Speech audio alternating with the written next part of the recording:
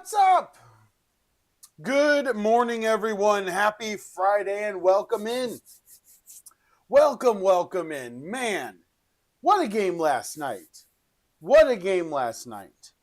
Um, where do I begin? Where do I begin? How about this? What happened to the thought of playing defense? I really want to know. I really want to know because it seems to me that certain teams have lost the desire and ability to play good, solid defense. The Atlanta Falcons have been bad for years at playing defense, and this year spent a majority focus in the draft and elsewhere on getting their defense to a level that could play in the playoffs. The Pittsburgh Steelers are spending the most money for any team in the NFL on defense. TJ Watt's huge contract that he just signed. And I looked this up this morning. There is something that seems to be wrong with this. So when you look at the stats,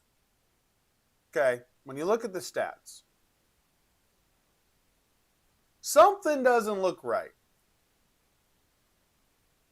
But I'll tell you this. It really makes me question why people get paid really early. Or why they don't just let contracts run out now. So this year, on the highest paid defense there is, TJ Watt has 4, you heard it right, 4 sacks this year. Now, you may be wondering, well, Myles Garrett got a huge deal. You are correct. He also has 4. You know who else has 4? Bradley Chubb and Trey Hendrickson. But if you are TJ Watt, not on the last place team in your division, you are currently winning your division, you are on the most expensive defense in the NFL, you have to be able to beat that right tackle. You have to. The reality is right now, he's not. The defense for both teams last night was not great. It was not great. The Pittsburgh Steelers had that game in hand. Very handily, by the way. They were up 10-7 after the Bengals finally got a touchdown. Flacco threw the touchdown pass to Jamar Chase. And then back-to-back drives, you had an interception. The first play of the drive after Chase catches the touchdown, you had a deep pass intended for DK Metcalf, intercepted by Battle, and brought back up the sideline to the Pittsburgh 45-yard line. It was a gorgeous interception. It was very well done. Not going to take anything away from them there. They then go down 3 plays, 76 yards, score a touchdown. Cincinnati is now up 14-10. But wait, Pittsburgh still has time. They then do a 7-play, 26-yard drive that ends in another pass intended for DK Metcalf, being intercepted by Turner, and going out of bounds immediately at the Cincinnati 30-yard line, which gave Joe Flacco and the Bengals enough time to go down and get Evan McPherson set up for a field goal. And that sequence right there, in the final 4 minutes of the first half of the second quarter all by itself, changed the outlook of this game. And the defense for the Steelers made so few stops. A quarterback that was literally just throwing slants. Ja'Marr Chase was targeted 23 times in the game last night. 23. He had 16 receptions for 161 yards. His longest catch was 18 yards. That is all. Ja'Marr Chase, Joe Flacco, T. Higgins, and Chase Brown beat the Pittsburgh Steelers by dinking and dunking. Nothing extravagant. Nothing wild. I said it on this podcast right after Flacco was traded. Joe Flacco's one responsibility in Cincinnati is this: to throw the ball to Ja'Marr Chase. His one responsibility is to throw the ball to Ja'Marr Chase. And last night's game again proved why I love football. The Steelers should be 5-1. There is zero reason they lost last night. Joe Flacco is not this great quarterback.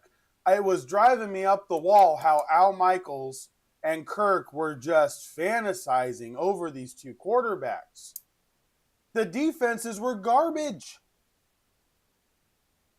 These two, last night, 40-year-olds, looked like they were 28 years old and in their prime. That's how bad the defenses are. Absolute junk. Not bracketing the coverage. The Steelers, late in the game, knowing what's on the line. Not rolling a coverage over the top of T. Higgins. That's how they got in position for an easy field goal. If they stop them on that play, it's 4th down and it's a long field goal. But instead, they throw the ball up to T. Higgins.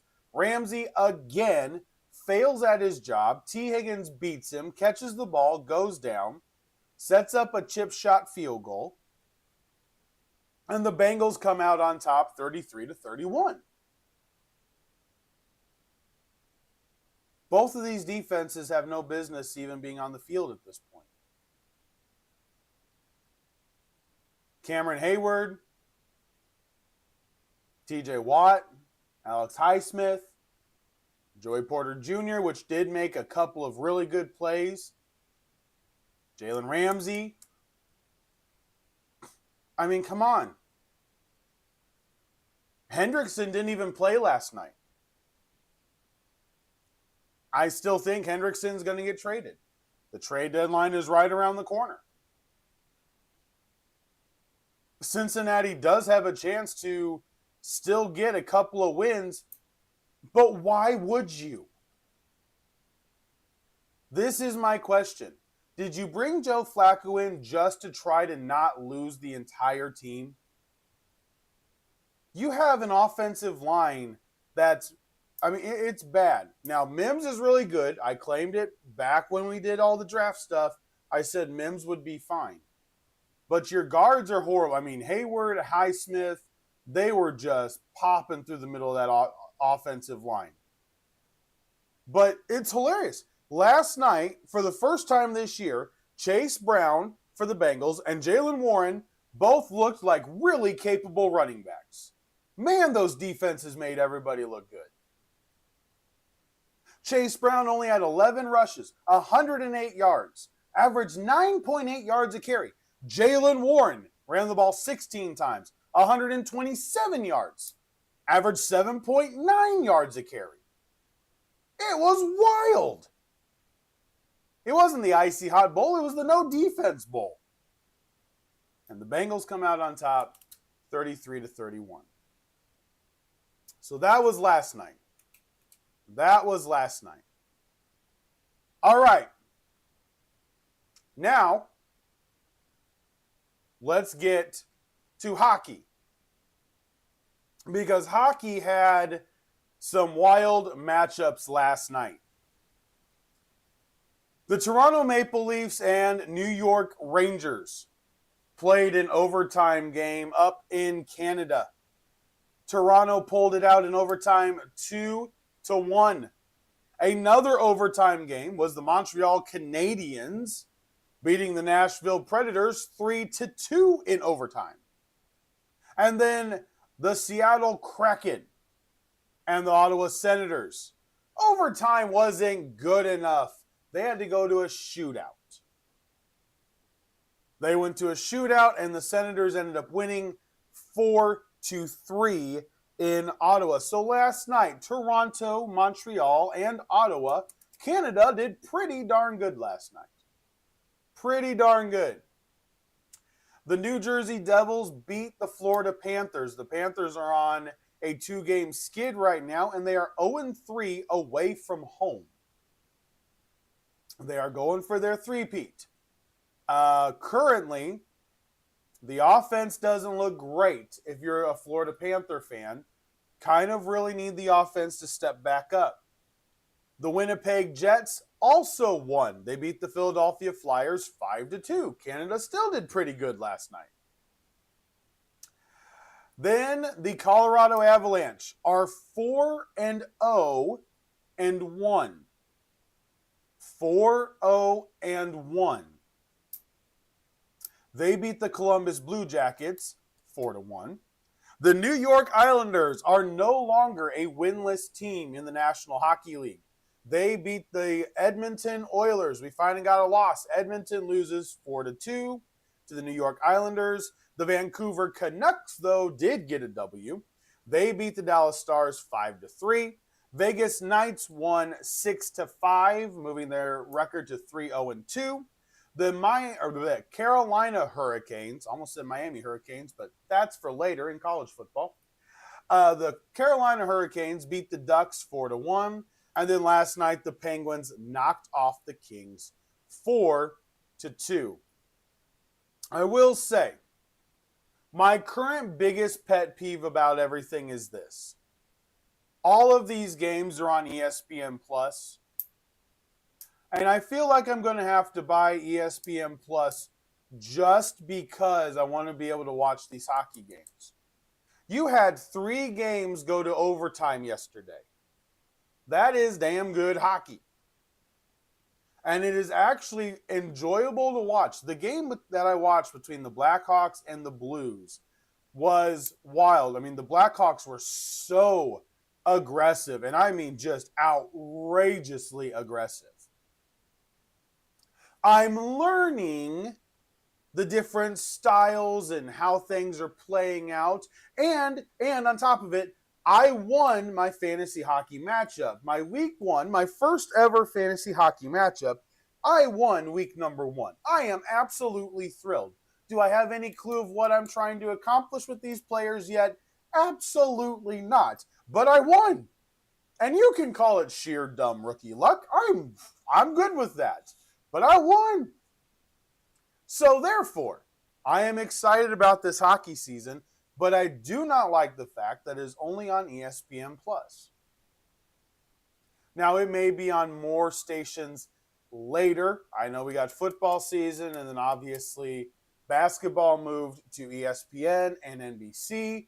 So I don't know what it's going to be later on. But right now, I do want to watch a lot of these games, and they're only on ESPN Plus, which does kind of frustrate me.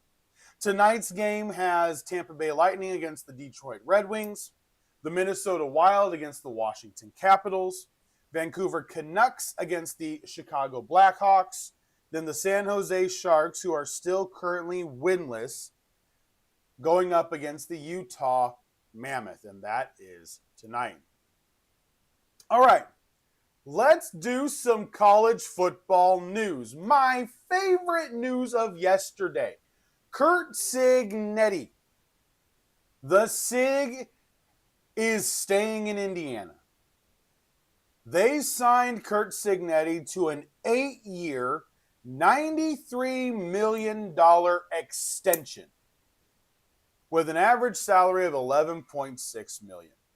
And there's this bloomin' idiot on ESPN, Mr. Feinbaum, who I've never really liked and who I believe is 100% a puppet for drama, was talking about all the downsides of a non-football school making such a high commitment to their football program. You know how you become a football school? You make a commitment to the football program. You know how you get really good at football? Putting the money into football. The Hoosiers are all in on Curt Cignetti. And I want to take a timeout. I really do, because I want to hit this home, and then we're going to get to my pick six, the previews for the weekend. I started a little bit later, had to get my wife off she's going somewhere for the day.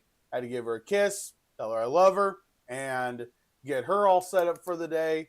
So delayed the podcast for about 10 minutes. But I want to stop here for a second. If you have not listened to the interview between Joel Klatt and Curt Cignetti on Joel Klatt's podcast, The Joel Klatt Show, please go listen to it. In my life, I have had certain individuals that have really impressed on me how to be a leader, how to be someone that people will follow in hard times, in good times, and in very, very, very rocky times. My entire build, my entire managing style, when I ran the esports organization before I decided to go into doing the football podcast full time, shut down the organization as the esports game was dying. My motto has been for a very long time, whether managing general management at fast food, management in corporate, whatever it may be, my motto has always been people matter more. Curt Cignetti gets this. And I implore you to go listen to his interview, because he shows that you don't have to be Bill Cowher, Bill Belichick. You don't have to be at work 24/7 to win in football. One of my favorite things that he said is when he was going through how long they practice. And it shell-shocked Joel Klatt. Shell-shocked him. He said they go through a 20-minute warm-up. They do an hour and a half, an hour 45 on the field. And when they're done at the end of the day, he tells the players, go home. Go home. Everybody's fresh. It's why Indiana right now doesn't look flat. They were beat by Ohio State, and they were beat by Notre Dame last year in the playoff. Why? Because they just didn't have the same level of talent. They're a really well-coached team, but it was the first true road game that they played in Ohio State earlier in the year, and a huge playoff game. And they just didn't have the guys. It was all transfers. But they deserve to be there 150%. And now this year they just went into Oregon, beat Oregon, How? Because they go to work. And then they go home. They stay fresh. People's time matter. And I will tell you, it is something that I fight and fight and fight out here. Because those of you that are listening, your time matters. And companies and employers, our family doesn't even take that into account anymore. Coach Cignetti understands that people matter more. Football is not the end all. We're going to go to work. We're going to pay attention to the details. We're going to practice with a purpose. But then we're going to go home. We're going to hug our families. We're going to do what actually lasts for a while. We're going to do something that matters. That's important. Men. Building men.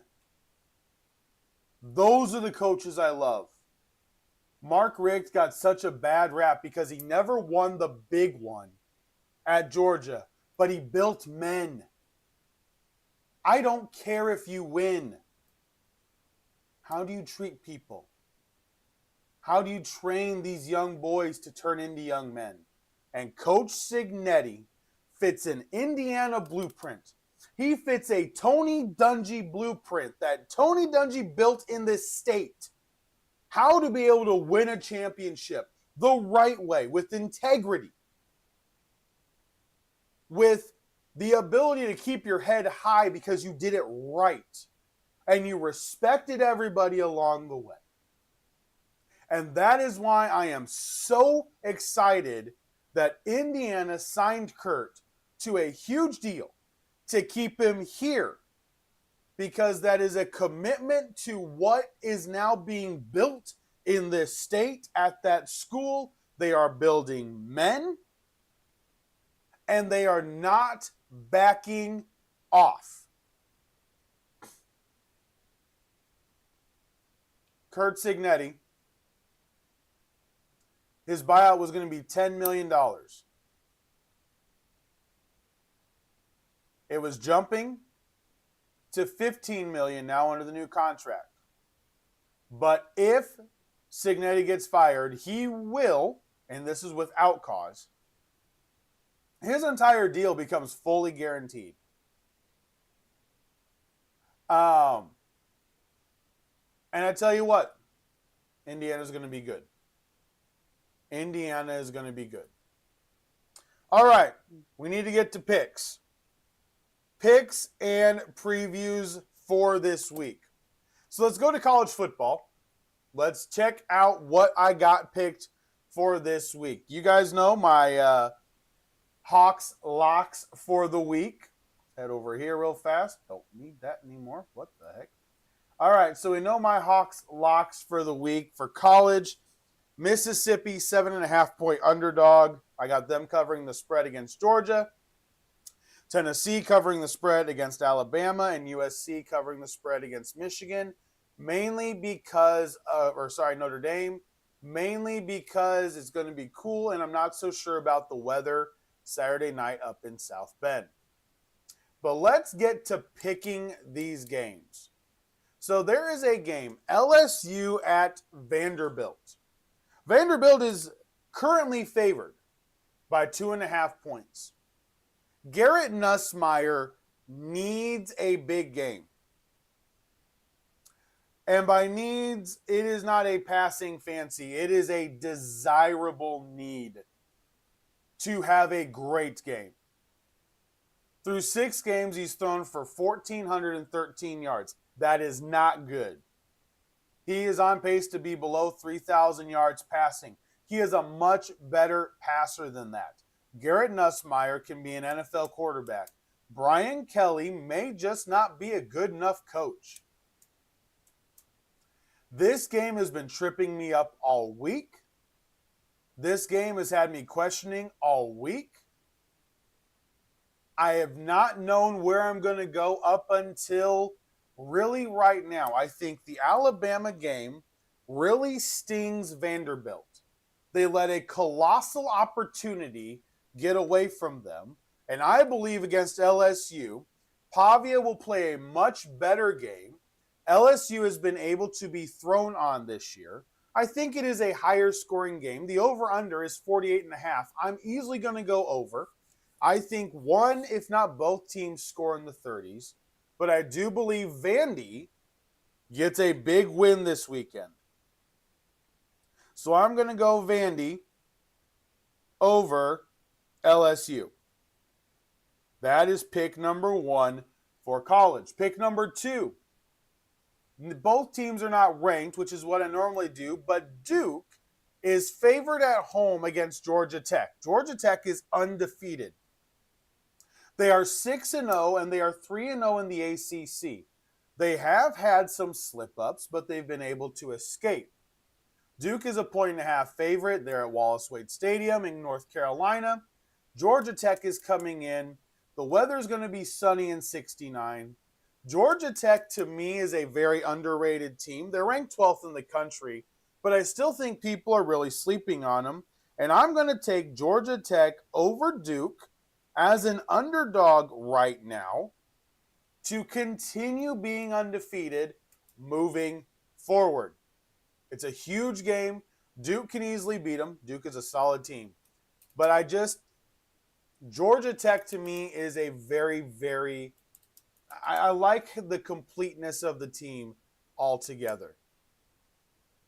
All right, and the last pick for today, I am picking the Holy War. Utah against BYU, 8 p.m. on Fox tomorrow night. Utah is 5-1. Their only loss is to the Texas Tech Red Raiders. BYU is undefeated right now heading into this week. Utah is favored by 3.5 points, and honestly, I think that is correct. Ever since that game against the Texas Tech Red Raiders, Utah has been playing a much cleaner form of football. BYU, this is a rivalry game. Don't get me wrong. This is basically the epitome of a conference game or a division game in the NFL.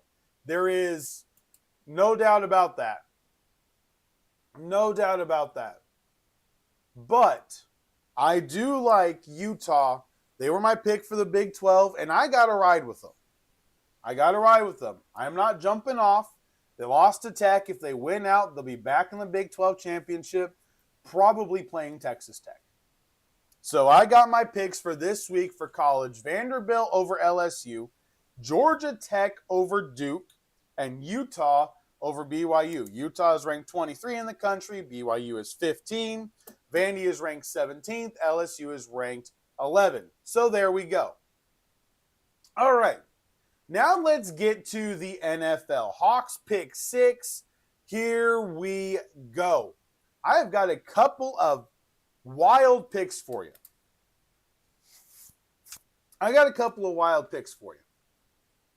So number 1, the Patriots go to Tennessee to play the Tennessee Titans. I said it earlier this week. I believe 150% Tennessee will get a win one time with their new coach. They may get a couple more, maybe get another one later. But I think they beat the Patriots on Sunday. This week, I'm sure, is a galvanizing week. They fired their head coach. It's going to be a simplified game plan. Mike McCoy is going to tell them they need to run the ball. They need to protect Cam Ward. They need to do the little things. And I believe the veteran leaders on that team will step up. And I believe Tennessee will get a victory this week over the New England Patriots. That is pick number 1. Pick number 2 is I am going with the Vikings off of a bye week at home against the Eagles. Why? Really simply. I think Brian Flores is going to be able to look at the Broncos and the Giants And his defense can play just as well as both of those defenses can. And he will stymie a team that is currently built on drama. A team that is not well coached at all. The offensive coordinator seems very distant and inept at calling an actual offensive game plan. I am going with another underdog. Philly is favored by 2.5. I'm going with the Vikings at home on Sunday. I'm picking them to win. And I don't care if Carson Wentz or J.J. McCarthy starts for the Vikings. I believe it starts and ends with the defense. Jalen Hurts doesn't turn the ball over, but it's not like he's actually doing great at throwing the ball anyway. He's averaging under 200 yards passing a game. They've played 6 games, and he's got 1,172 passing yards. Under 200 yards a game. That is borderline being able to call yourself a quarterback. Borderline. All right, the next game I am picking, the Panthers and Jets. And I really wanted to pick the Jets. The Panthers are favored by 1.5. And the reality with this is I actually believe the Jets can play okay. But without Garrett Wilson, I don't believe there is a deep threat on that Jets team. Josh Reynolds will be running around. Allen Lazard, do whatever. Mason Taylor, I do believe, has a big game at tight end for the Jets. But the Panthers are just going to run.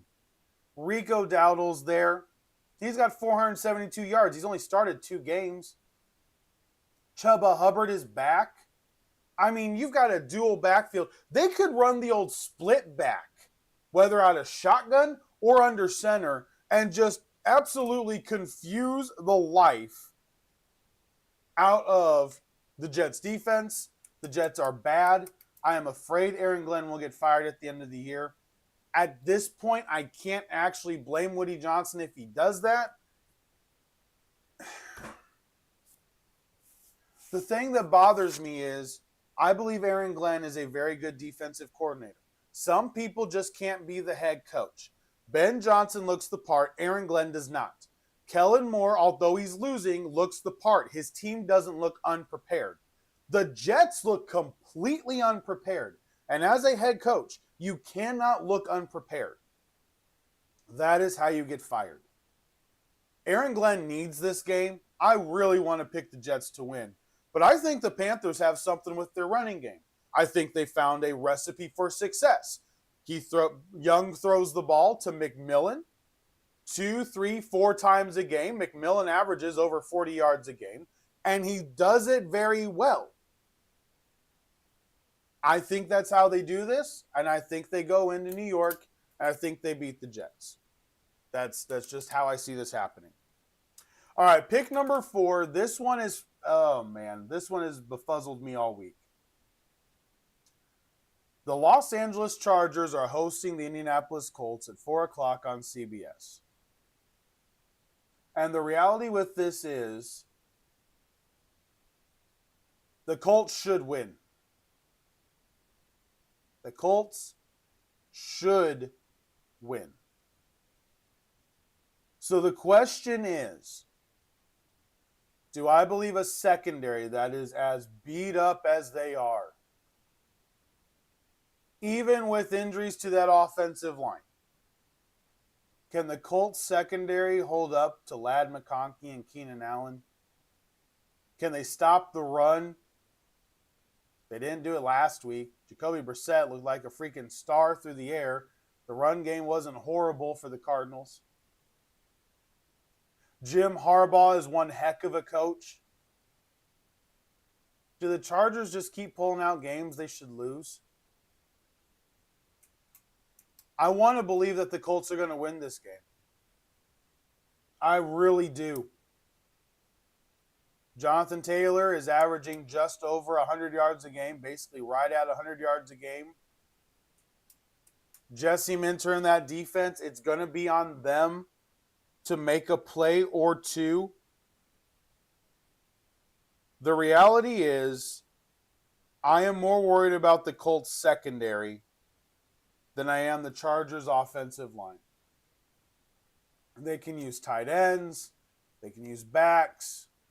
If they play a long game, I mean, for goodness sakes, the Dolphins threw 3 interceptions last week with Tua and still almost beat them. Justin Herbert gets hit a lot. Lou, I think, is going to bring a lot of pressure. And in that case, that secondary is not up to that task. This is actually a game, if I'm the Colts, I'm laying back. I am sitting back. I am not rushing 6. I'm not rushing 5 every once in a while. I'm rushing 4. I'm covering the receivers. I'm letting the defensive line work. That's what I'm doing. That's the plan. It's what I think has to be done. I love Daniel Jones. He still can struggle every once in a while. On the road, I'm going to take the Chargers at home over the Colts. I don't want to. I think it may be the only Colts loss before their bye week. But I'm going to go with the Chargers over the Colts. All right. Next game we're going to pick. Game number 5. Falcons at the 49ers on Sunday Night Football. I am going with the Falcons. Why? Simple. I think their defense is ready to play. I think being home after the bye week gave them the rest. I don't think they're going to be that tired. I do believe they need to make a trade badly. They need to make a trade. Absolutely need to make a trade. Get another receiver to help Drake London, 100%. This game is big. I believe the Falcons go into San Francisco. The weather right now is slated to be 75 degrees and sunny.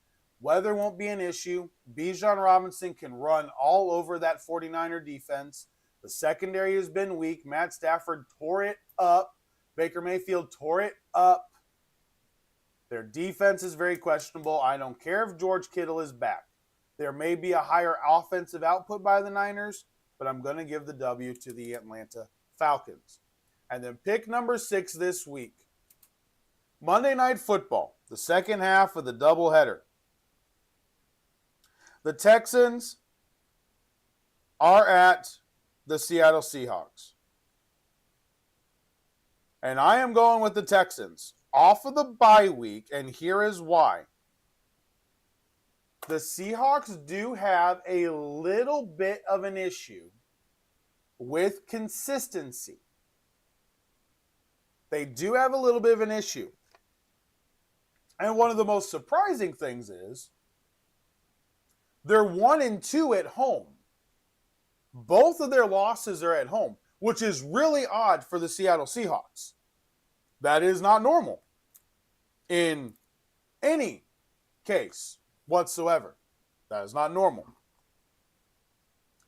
But I think the Texans off of a bye week are going to be a lot like the Eagles were last year.